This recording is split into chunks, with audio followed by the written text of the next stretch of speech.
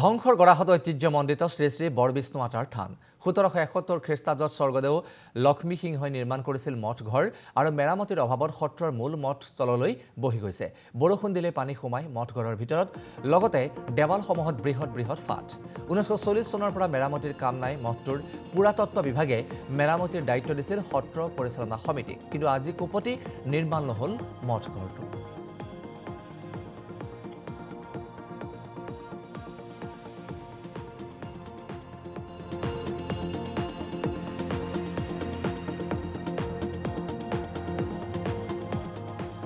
আমি দেখুৱাইছোঁ যে আমাৰ ইতিহাস প্ৰসিদ্ধ যিবিলাক সম্পদ সেইবিলাক সংৰক্ষণৰ দায়িত্ব সকলোৰে, কিন্তু দেখিবলৈ পোৱা গৈছে যে ১৭৭১ খ্ৰীষ্টাব্দত লক্ষ্মী সিংহই নিৰ্মাণ কৰা এই মঠঘৰ আজি যেন উপেক্ষিত হৈ ৰোৱা দেখিবলৈ পোৱা গৈছে। মেৰামতিৰ অভাৱ, যাৰ বাবে সত্ৰৰ যি মূল মঠ সেয়া তললৈ বহি গৈছে বুলি একাংশই অভিযোগ উত্থাপন কৰিছে। বৰষুণ দিলে পানী সোমাই এই মঠঘৰৰ ভিতৰত আৰু সংশ্লিষ্ট কৰ্তৃপক্ষই এই সমগ্ৰ বিষয়টোৰ সন্দৰ্ভত পৰিচালনা সমিতিক দায়িত্ব প্ৰদান কৰিছিল, কিন্তু কোনো কৰ্তৃপক্ষই গুৰুত্ব সহকাৰে লোৱা নাই সমগ্ৰ বিষয়টো, যাৰ বাবে এতিয়া এই ঐতিহ্যমণ্ডিত সম্পদৰাজি এতিয়া নিৰ্জীৱ হৈ পৰা পৰিলক্ষিত হৈছে।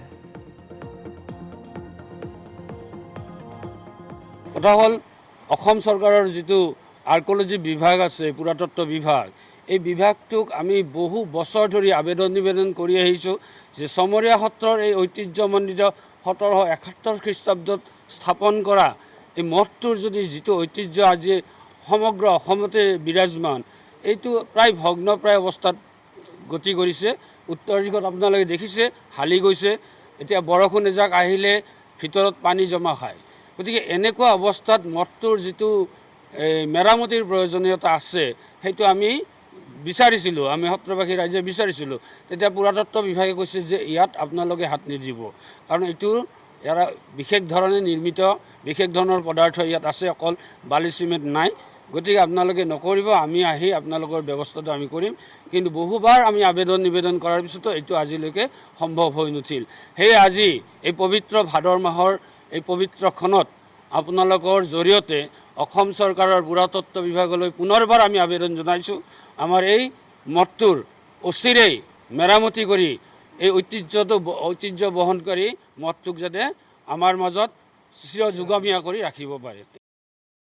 ধ্বংসৰ গৰাহত ঐতিহ্যমণ্ডিত শ্ৰী শ্ৰী বৰবিষ্ণু মাতাৰ থান ১৭৭১ খ্ৰীষ্টাব্দত স্বৰ্গদেউ লক্ষ্মী সিংহই নিৰ্মাণ কৰিছিল মঠঘৰ আৰু মেৰামতিৰ অভাৱত সত্ৰৰ মূল মঠ তললৈ বহি গৈছে।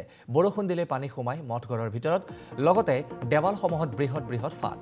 ১৯৪০ চনৰ পৰা মেৰামতিৰ কাম নাই মঠটোৰ পুৰাতত্ত্ব বিভাগে মেৰামতিৰ দায়িত্ব দিছিল সত্ৰ পৰিচালনা সমিতিক, কিন্তু আজি কোপতি নিৰ্মাণ নহ'ল মঠঘৰটো।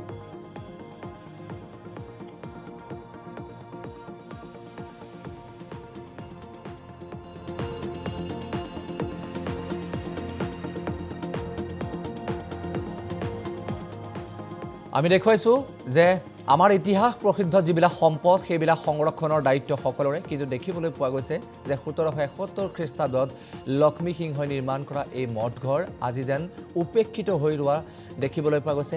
মেৰামতিৰ অভাৱ, যাৰ বাবে সত্ৰৰ যি মূল মঠ সেয়া তললৈ বহি গৈছে বুলি একাংশই অভিযোগ উত্থাপন কৰিছে।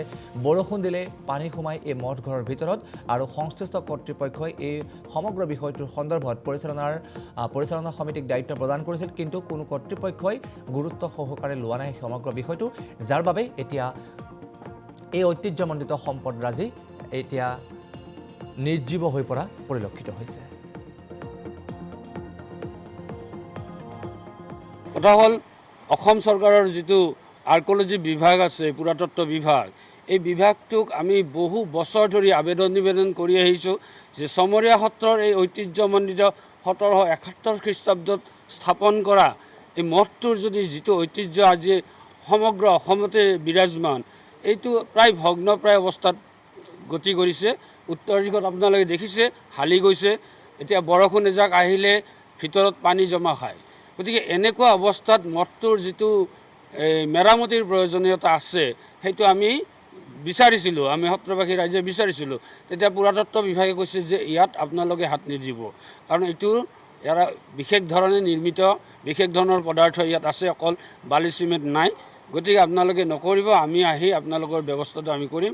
কিন্তু বহুবাৰ আমি আবেদন নিবেদন কৰাৰ পিছতো এইটো আজিলৈকে সম্ভৱ হৈ নুঠিল। সেয়ে আজি এই পবিত্ৰ ভাদৰ মাহৰ এই পবিত্ৰক্ষণত আপোনালোকৰ জৰিয়তে অসম চৰকাৰৰ পুৰাতত্ব বিভাগলৈ পুনৰবাৰ আমি আবেদন জনাইছোঁ, আমাৰ এই মঠটোৰ অচিৰেই মেৰামতি কৰি এই ঐতিহ্য বহনকাৰী মঠটোক যাতে আমাৰ মাজত চিৰযুগমীয়া কৰি ৰাখিব পাৰে।